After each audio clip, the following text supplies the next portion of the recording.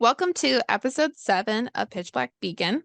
Last week, we talked about choose your words wisely and realizing how powerful our words are. And this week, we are going to be talking about you didn't fail, you learned. But I have to say, before we jump into this topic, holy cow, last week was such an intentional week because my word choices, as soon as I caught them, I was like, oh, let me rephrase that. Let me text you back. Let me unsend that and resend something better. Like it was very self-aware. Like I was so glad we talked about it because talking about it really just made me even more conscious of how powerful my words are and even powerful to those who aren't around me but are in my thoughts. Like there's several people who came up in my mind last week and I just like made good thoughts about them. And then they messaged me or they, contacted me in some way and they were just so happy. And I was like, interesting. That's kind of neat. And it was just kind of like a cool social experiment for myself to be like, I wonder if I send good thoughts out to this person, what will happen?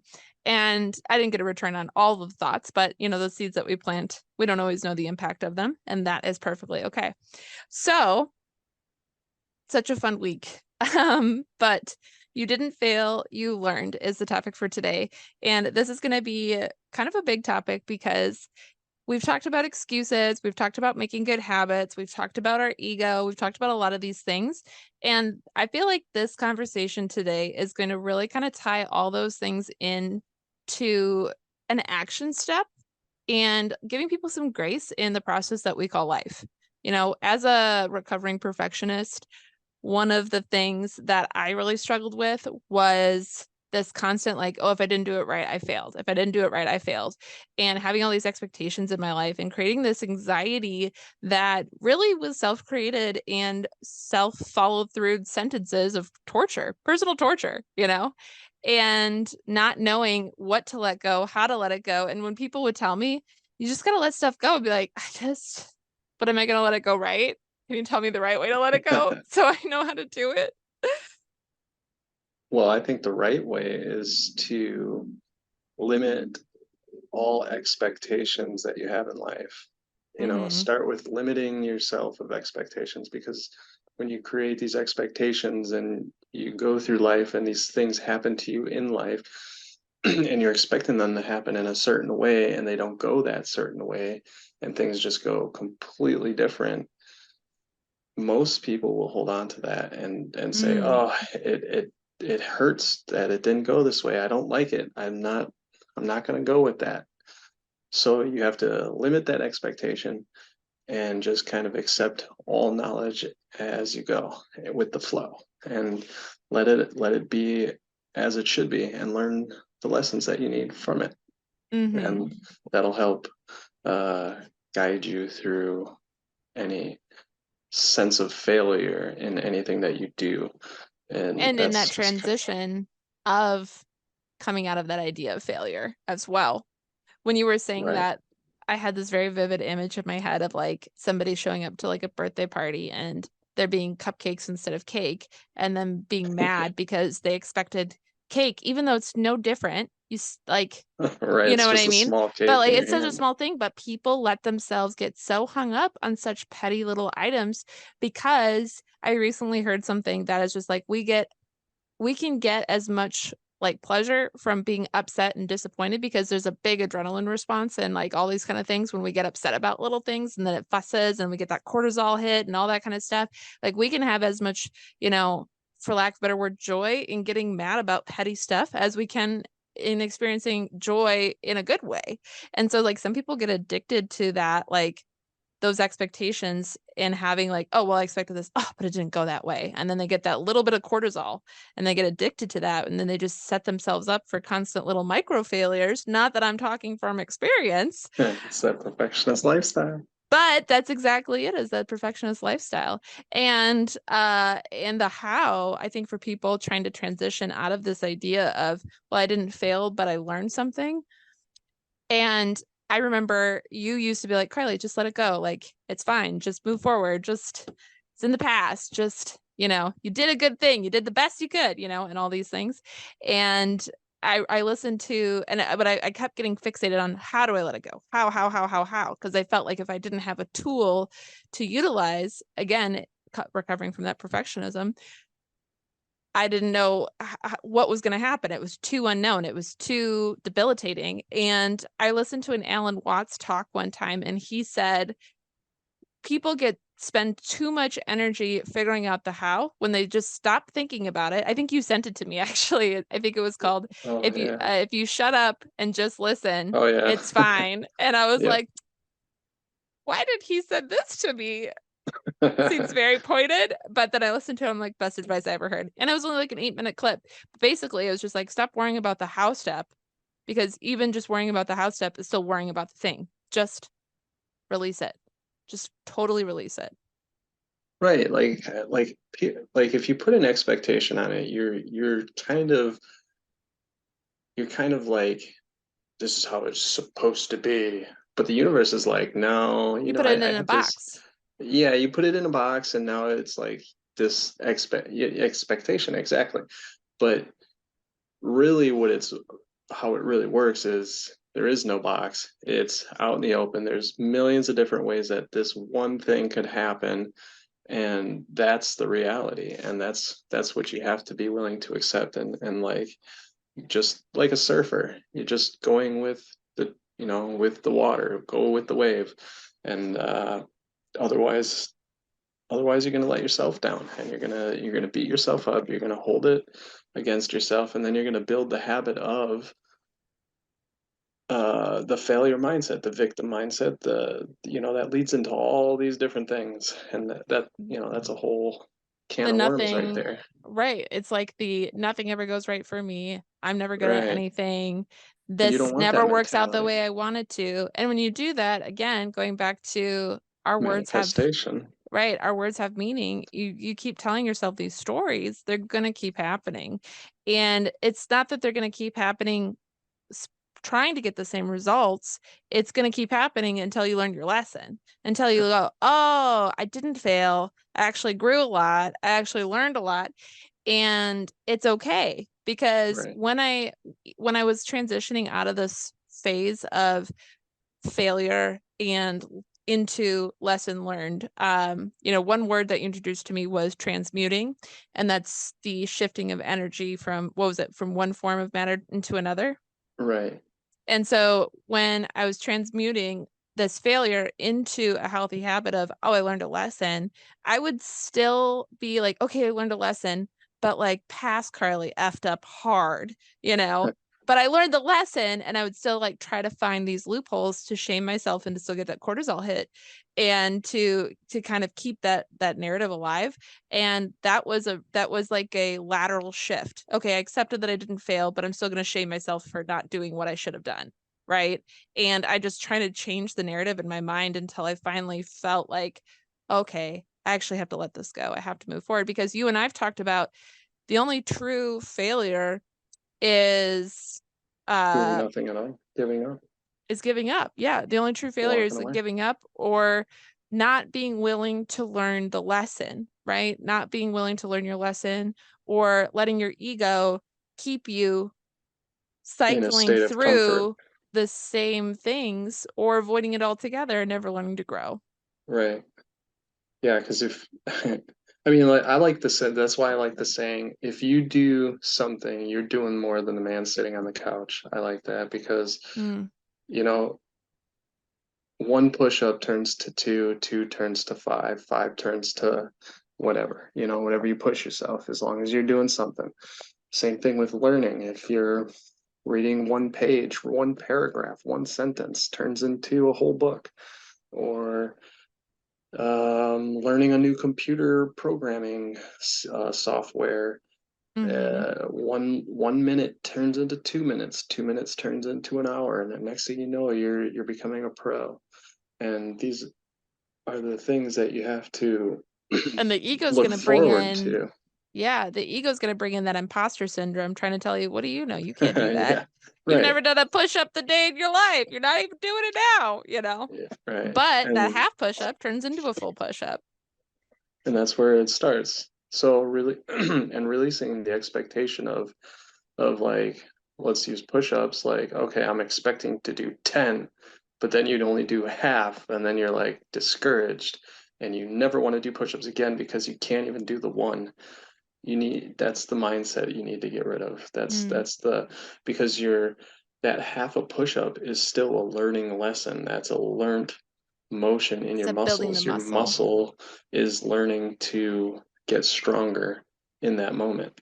It's learning to release the antidepressant chemicals in your that muscles make so that you become happier while you work out. And it's learning those new techniques, and your brain is trying to keep up with it. And I mean, I guess we can go Yeah, into no, I mean it's a good point though, I kind of because want the brain will make a commitment that your body's not ready for, right? to, right, And you have to be patient while your mental state and your physical state are they're not syncing one up. yet, Yep. right? And you don't stop because it's like, oh, well, there's a big gap there. You make consistent effort to close that gap. So I have a question for you, because I know that this one was a really hard thing for me to grasp when we first started working on this was what where do expectations come from?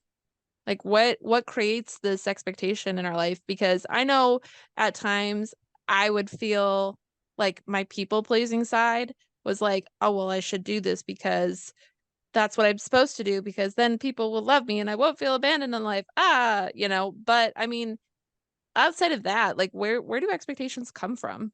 I think they come from society, from life, from experience. You know, you get caught up in these things and these groups with these peoples, and you get caught up in all this stuff that's going on around you, and you try to identify yourself with these things, right? Like that's kind of like, your self-worth and all this, and that kind of leads into, okay, well, now I'm this person, I need to expect to be like this, or Mm. It's like a like comparison a situation. comparison situation. Like, I think that's where expectations come from personally, because if you're constantly comparing your life to this life or that life or this, I'm comparing myself to needing the same things that these situations or life brings to us, right? Mm. We need these things to feel aligned. But the truth of the matter is when you give up those expectations, that's when you truly look within yourself and find out who you really are and what you really like, and then you're just on a different trajectory to a new life, right? So Mm-hmm. I And I used to think that I was going to be the greatest skateboarder in the world. My expectations in life for a long, long time was, I'm going to go to the X Games, I'm going to be the best skateboarder that ever lived, I'm going to travel the world, and I'm going to do all this stuff with skateboarding. And I expected it. And then when I kept getting hurt and I got hurt for the final time, and I was like, I can't do this anymore, I was seriously bummed out. I was depressed. I was upset at myself because I expected to be this mm-hmm. pro skater in my life, but now here I am.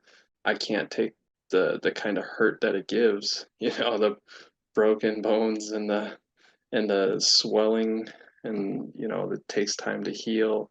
So I kind of stepped aside and went a different direction.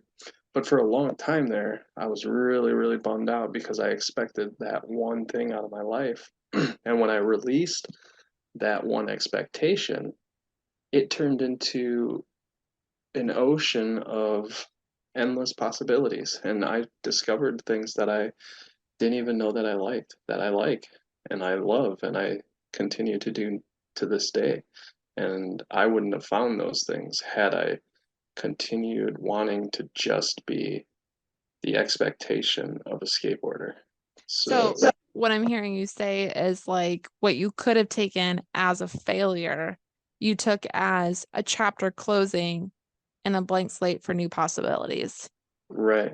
And now my eyes are open to new things. I'm not Mm. expecting anything. I'm looking for new stuff, and I'm out there adventuring. I'm trying things, and that means going out and actually trying stuff. Yeah. I tried so much things. I've traveled to many states. I've lived in many different areas. I've done a lot of different jobs and skills and acquired all this experience in my life, and none of it, absolutely none of it, was a failure. Everything was a learning lesson. I've learned so much about so many different things that I Mm-hmm. use even today in my life. And that's where you have to shift your perspective on things instead of, well, I tried this, it didn't work out, and I'm so bummed. I don't know what I'm gonna do with myself. No, what you do is you take that lesson and you say, okay, what's the next thing? Where's my next adventure?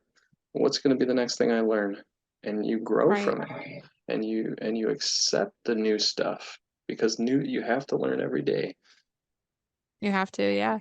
And I think it's interesting too because knowing, knowing you and knowing me, what I hear you saying is that you got a lot of life experiences and got to learn lessons through a lot of amazing life experiences. And when we challenge ourselves for that, we get to have these senses, like the sensation of, maybe instead of saying, oh, a chapter closed here, it's like, oh, I graduated from that life experience and I moved on to the next one, right? Right, right. Because I know a lot of people who Like that. minimize their life experiences because they chose to not go to college or because of this or because of that. And they're like, oh, well, I don't have that paper. So, like, I'm a failure, but I do well for myself. I make good money and I have a wonderful life that I can provide for. But sometimes people get hung up on those things too, because again, society makes us feel like a certain type of way when it doesn't fit a bubble. And those life experiences, I bet you learned a lot more from going out and experiencing life than reading about it in a book. Now, having been Absolutely. somebody who read a lot of books, well, was supposed to read a lot of books, you know, those life experiences are ones that I feel like I'm catching up on. And the grass is always greener, and that comparison game can really, really kick you in the butt. If you're feeling like, oh, well, I'm X amount of years old, I should have had more traveling or more this or more that in my life by now. Well, but you chose to do different things. And when you emotionally graduated from those tasks, you moved on to the next one. And there's no right or wrong way about how you get to live your life, right? Right. Parents, family, society, they'll always tell us it's looking a certain way, but only you get to determine what that looks like because you don't know the lessons that you're supposed to learn until you go out and learn them. And you don't know how learning those lessons will be. One of my favorite quotes is tell your story because your story might be the survival guide to somebody else's present life, right? And sharing those experiences and sharing with other people so that they can look at their life and be like, oh my gosh, I didn't fail. I just closed a chapter and graduated from that and moved forward in life. Like, it's okay that I took a risk and it didn't work out the way I thought I should. And And expectations create anxiety. They do. yeah. Because and that's another bad part about expectations because now you're worrying, you're putting Mm-hmm. worry into yourself, and that worry is causing all kinds of conflict inside of you, and you're doubting yourself, and then you're backing away from your intuition, and your intuition is 99.9% most of the time right. Mm-hmm. Like your soul is there for a reason to be like, look, this is I'm not the way nudging to do you. I'm it. nudging you. Listen. And the one thing I heard the other day, somebody say, I don't know who I was listening to at the time, but it was really cool, and I remember it.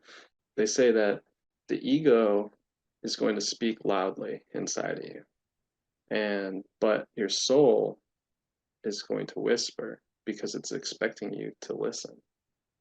You see, Mm, so like that's part of releasing the expectations and moving on is learning to listen to you, your intuition, the voice that's actually, right. It's like when putting you have yourself in a noisy room and you can't hear your own thoughts. And you're like, oh, I need to move out of yes, this room for a minute.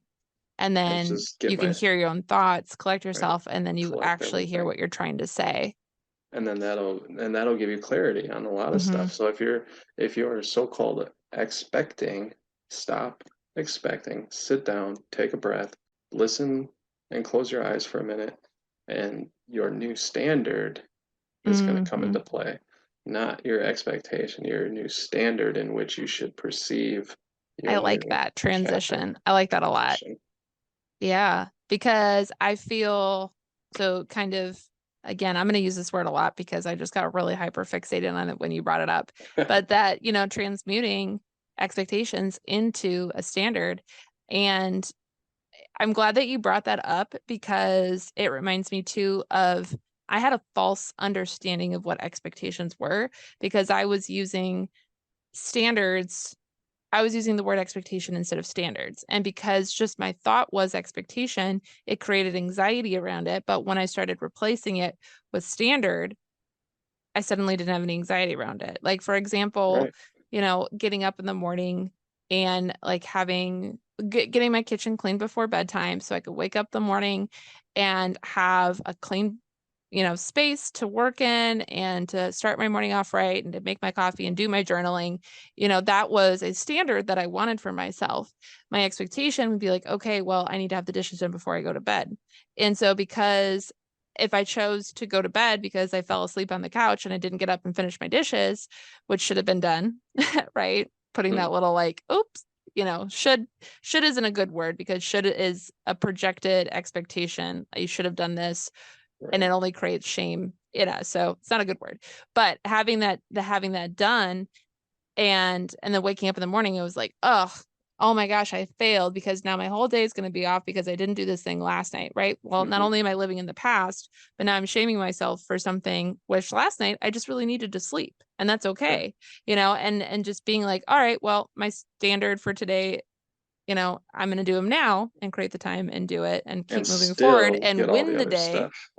Right. And just not making the excuses too, like getting up and being like, well, I'm tired, but it's going to take me 5 minutes to do this. And I'll set my day up for tomorrow for success and not making those excuses. Right. Because really, it's just an excuse. It is. Yep, for sure. Because I hear it. I'm still working on it. We all do it. We're all human, but But when that you, self-awareness of being like, oh, okay. yep, Well, maybe before I lie down on the couch, make sure my dishes are done if I yeah, know that I have a tendency to fall asleep. I do that all the time. I'm like, okay, before I stop for the day, before I take my shoes off, I'm like, Is there because anything when I else I need take, to do? yeah, because when I take my shoes off, that's it. Like that's time to go down. But when the shoes are on, I make sure everything's done, everything's in order, everything's clean, everything's put away, everything that needs to be done at that particular moment needs to be done. Mm-hmm. And then that's it. Yeah, That's your not even an nighttime expectation. standards are That's met, and the yeah, reward is taking your shoes off. exactly. Those are my standards. That's what I live by, and that's what I'm going to do. I don't expect it to be done.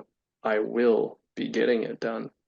That's the wordplay that you have to put in. See, and Um, that right there, I will never go to bed with dishes undone again. exactly, exactly. It's the That's that wordplay. transition, because you need to. When you That's said the that, I got like chills and like my gut sank a little bit. I was like, "Whoo, that's powerful. This man means It is. business." I'm telling you, the words matter. The words I am matter. The words I will matter. That goes back to the last episode. Your words are so powerful within yourself. Every time you speak it into the earth, into the ether, the air, the Mhm. surrounding matter, it creates a vibration, and not only is that vibrating your element around you, it's vibrating everything inside of you. Your cells, Mm. your water, it's changing. That's cymatics, and cymatics is a proven science now, and it's awesome. It's one of the coolest things I've ever seen. So Uh, what I'm hearing you say is that Mary Poppins was way ahead of her time. what I'm saying is I'm getting off topic because we're supposed to be talking about, but I am when my brain starts to drift, it's just that's a Well, I mean, it's relevant learning. information though, because, you're tying in from last episode, the word But it's choices not that we it's say, like, oh, I'm right. going to do this. But Like, that's no, I a am everyday doing thing. this. Yeah, that's exactly it. We're this is going to be an everyday thing. It's not just going to be in the last episode thing. It's going to be an always thing. So you're always got to pay attention to the words that you're saying. Hmm. And I promise you, and I promise you, once you start noticing and changing those words, not even changing them, just growing away from the other words and just turning it into something, transmuting it into a different, it's going to change everything around you and grow everything around you, and then be better. Everything's going to be different, and you're going to have to be able to ride with that. And you're going to have, that's why you have to work on that limiting belief of failure mentality versus um, what am I trying to say here? Success mentality. You know, Mm-hmm. your new standards, your new life, your new chapter, your whatever you want to call it, and you just got to flow with it. I know one of the things that I recently learned through a new coaching program that I'm going through is the idea that if you can think of the task being done, it's already done. And so if you think, okay, well, I have these standards that I'm going to have done at this time every night, it's already done. Now we just have to put in the work to do it. And I bring that up because it took this huge pressure off of me understanding, oh, the task's already done. I just have to show up and do it now. Like, Right. because it's kind of like, okay, well, I already got an A. Now I just have to show up and take the test, right? I already got my dishes done. Now I just have to show up and do them. And it was interesting because, especially with ADHD, I see this a lot of times where I used to be in this state of dopamine seeking all the time. So I'd be like, oh, my dishes are done. And I would tell myself my dishes were done, but it was coming from a state of like lacking and anxiety and stress and and I wanted the dopamine of the idea that the dishes were already done. And then I wouldn't do the dishes because I already gave myself the dopamine. And that was a skill, like building that habit of actually taking action and denying myself that pleasure of the task being done before it was actually done forced me to show up. And so now that I've built that muscle up, I find great comfort in being like, oh, I've actually done it. Now I just have to show up. And so it took it from the task is done, you didn't have to do anything, to the task is done, now you just have to show up. And that helps me feel a lot less anxiety and a lot less distress around expectations because it made me feel like I'm not going to fail. I'm going to do the thing and I'm going to flow into the thing at the time that that I'm desired to do it, and then it will be done. Some And that inspired just action. and that just made such a huge difference for me in how I just interacted with any task. I used to have paralysis about checking my email or having those tough conversations or answering the phone. It's just like I just have to answer the phone. Whatever's going to happen is already done. I just have to take the action steps to do it. So if you want a successful life, if you want to have like the results that you want in life, you have to stop making these excuses and having these expectations that are procrastinating you from the thing. What you're trying to accomplish. Yeah, so that just made a huge difference in my life when I started rewiring that, because it kind of took this stress off of all these things I have to do, all these expectations, and kind of picking and choosing like which sensation I want to have. Like, do I want to have the sensation of cleaning the house, of doing the dishes, of paying that bill, of calling that place, which ones, and I got to prioritize them because I knew I was going to do them, and now it was just the order of which I do them. And that made me feel a lot better because it was like, okay, well, these are all good standards that I'm having in life, because when I used to think standards were expectations, it was just crippling. I like felt like I couldn't do anything. And I wonder, honestly, because a lot of the stuff that I've heard from ADHD things, and a lot of people nowadays are like, oh my gosh, I think I have ADHD. Because a lot of us do have ADHD. But one of the things that I saw as like a I don't know, an excuse slash expectation would be task paralysis, because people couldn't complete tasks because it's like, oh, a package is coming at 5 o'clock and your brain just shuts off for the whole day because you can't accomplish anything because you're waiting for that package to show up at 5 o'clock. My mom's And like that. I used to be like that so hard, where it's like, well, I have this phone call at 3, so I can't accomplish anything. And I would tell myself, because I'm like, oh, because I have task paralysis, because I have ADHD, then I can't do the things. My life is super dysfunctional.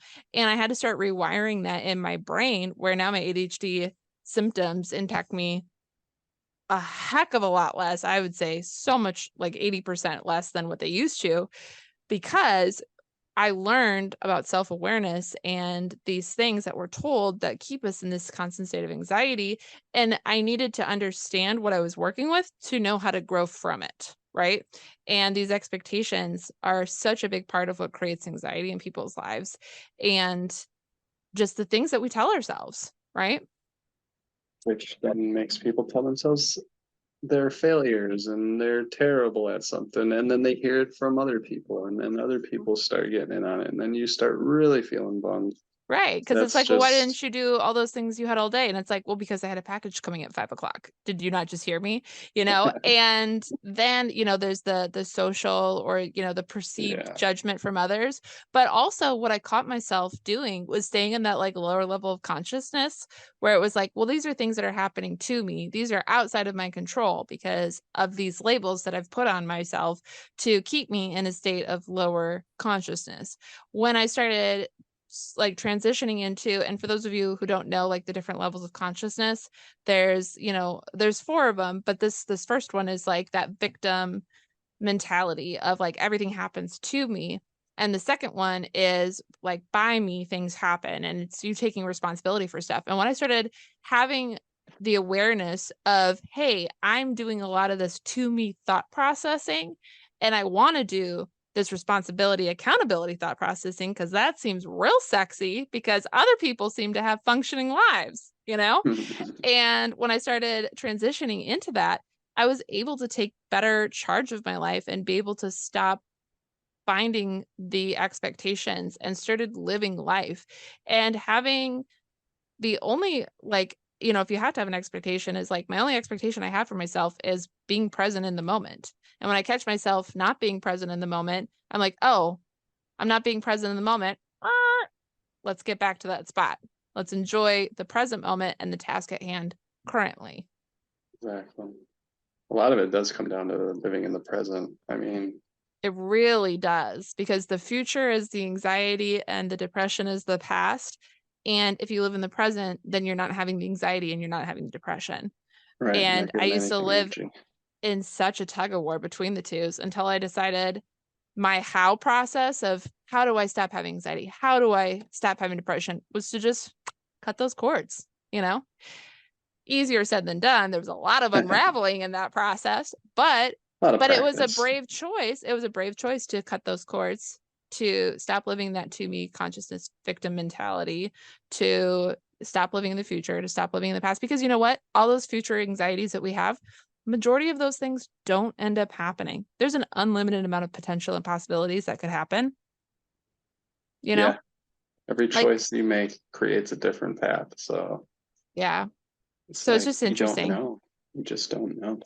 You just don't know. You might have a friend call you, 10 minutes from now and are coming through town and they've been in Germany for 20 years and this is your only chance to see them. Well, your tomorrow plans got canceled. I don't care how important they are. You're seeing your friend, Like you just You never could know what's going to unexpectedly happen. win the lottery and be like, whoa, my entire life has changed. So, and you have to know how to deal with that.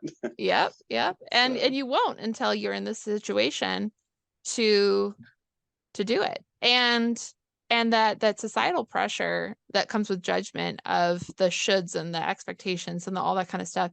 I had a teacher in school and it was a great point, and I love to share this with as many people as I can, is she made this wonderful like 15-minute long dialogue about how she broke her ankle and was going to rehab herself to run the Disney marathon. And up until that point in her life, you would never, ever, ever pay her not $1 million to sit or even be near an outhouse. There was no amount of money or pleasure that she could ever find from an outhouse. And she said, by God, when I hit that 20-mile mark, I used that outhouse to just sit down. She was like, it was the best gift I could have ever gotten. And her point in that process was, don't ever judge somebody because of what they do or how they do it, or, well, that's weird. I wouldn't do that, because she's like, I never, ever, ever, ever thought that would be like the holy grail of sitting places, but it was. You know, for me, it was in that moment. And I cherished that moment because I was like, well, you know what? My expectations that these were the worst things in the world, and they actually ended up being the exact thing I needed in that moment. And so allowing yourself the privilege, and maybe if she hadn't sat down for a minute, maybe she would have re-injured her ankle. You never know, like sometimes, like, but if letting go of those expectations and letting yourself breathe and take risks and have chances, even if it's just on an outhouse, it can be worth it in life. And definitely start adding value in your life when you stop having all the heaviness and the weight of the shoulds and the coulds and the woulds. Indeed. I agree. Concur. I concur.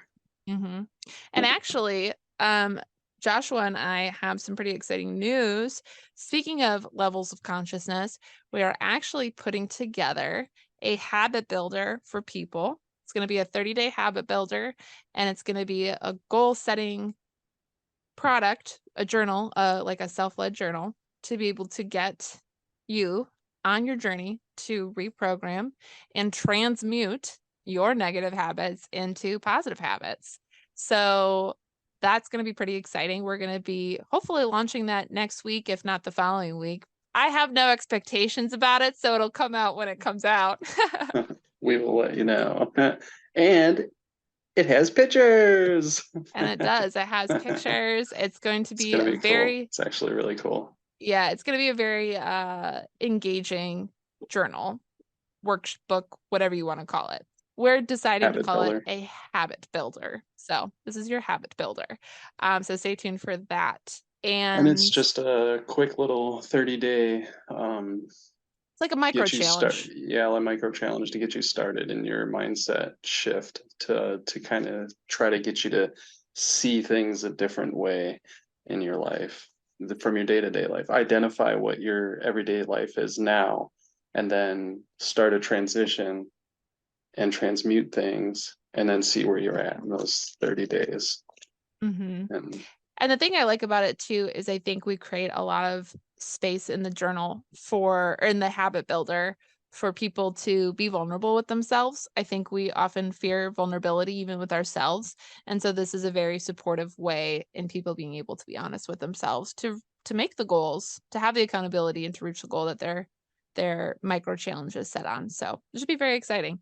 What would be one little bit of advice or call to action that you have for our listeners today? I will let you take this one first. Oh boy. Okay, so I would say that ironically, having more humor in your life and some self-compassion in what that looks like it's the key to everything, because those times when I would have expectations that I would want to get mad at myself, I started transitioning that energy into, all right, well, this is hilarious, or just giving myself grace in those moments and trying to find the funny aspects of things. Sometimes I took myself way too seriously as a perfectionist and having all these expectations and all these goals and all these things, and I would keep adding to my pile of what I was wanting for myself, and I was not able to accomplish tasks at the rate that I was adding more tasks on. And, sometimes that was like, hey, I'm going to renovate my basement on a Tuesday night. Oh, no, it was Monday night. Bought the stuff Monday, expected it to be a 6-hour project on Tuesday. 3.5 weeks later, it was finally done. Was really, really bummed that drywalling, mudding, and tearing stuff out didn't take 6 hours.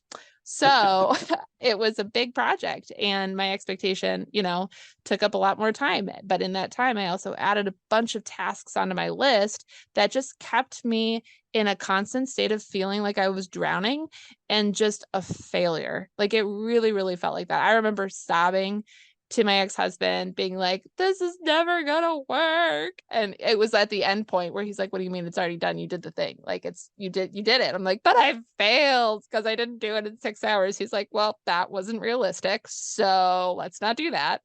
But just having those moments in your life where you find the joy in it.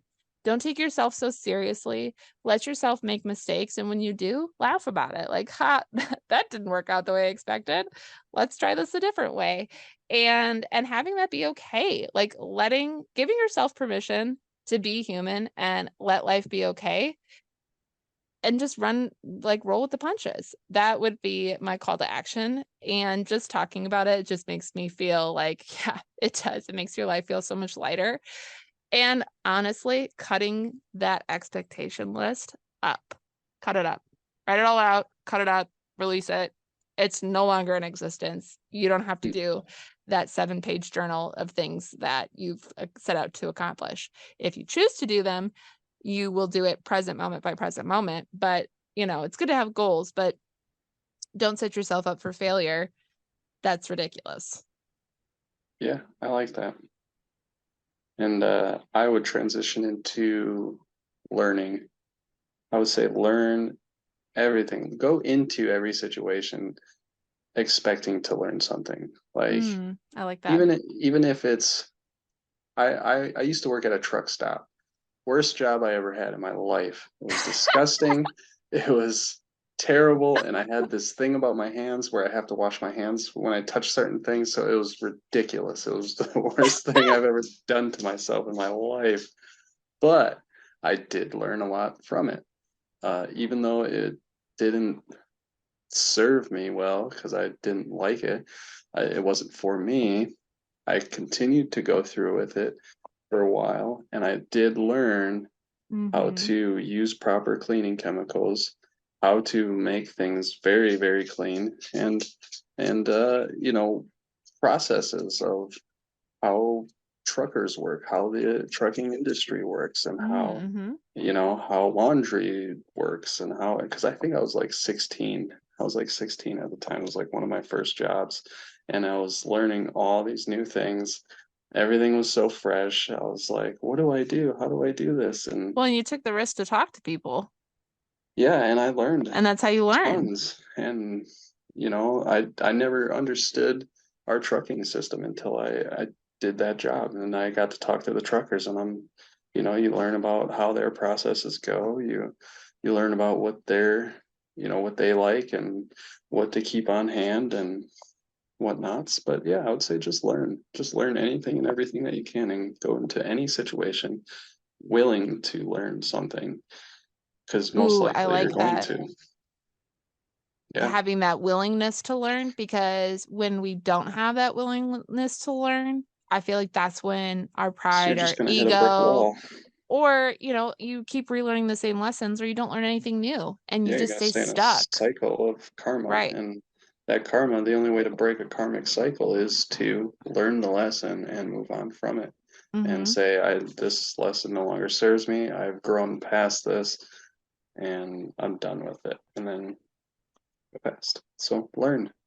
If you want to end your karmic cycles, learn everything you can, and Be the grow from it. willingness to learn, The willingness to learn. because you don't have to do anything to learn the lesson. You just have to be willing to take the action and let the lesson reveal itself Right. and have the self-awareness to understand That's what that lesson that's is trying to teach you, right. That's one of the laws of the universe, actually.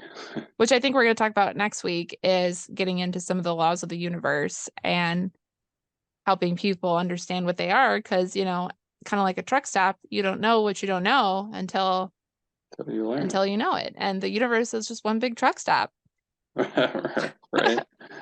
The It's convenient, all the the things. law of inspired action. So Exactly. No, I think that's great. I love that willingness to learn. Absolutely. Because it's a lot of people too, again, going back to the perfectionist thing really quick, is just, there's that fear, if you don't know enough already, that people are going to look at you like a failure.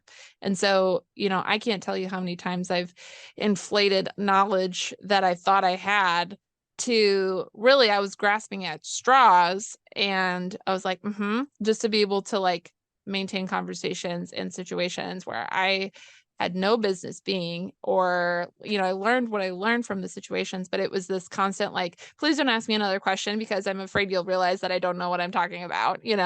And sometimes it served me, but then when I learned to take life less seriously and I just relaxed and I learned to shoot the shit and have a conversation, be like, oh, actually, I have no idea about that, but you know what? I'm gonna go look it up and I'll get back to you. That was such a big relief factor as well. So I love that willingness to learn, and it's okay to don't put yourself in a self-sabotage situation that serves nobody. But this was great. I love this. I think this was such a, I don't know, kind of a fun episode.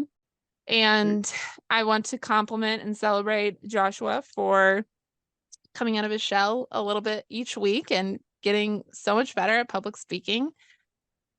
Well, I wouldn't say better, but we're getting there. You're learning your lessons as you go and you're growing from them. And we are nature. Our bodies are part of nature and we're supposed to grow. You're not supposed to stay stagnant. So if you feel like you're stuck in life in the same rut, like Joshua said, just be willing to learn what can I do to grow from there. Inspire action. So next week, laws of attraction and laws of the universe. And we will get into some of those. So good luck and write any comments in the Spotify, share with a friend, let them know that this habit builder is coming. And find an accountability buddy to stick with it together. That could be really, really helpful sometimes. So until next week.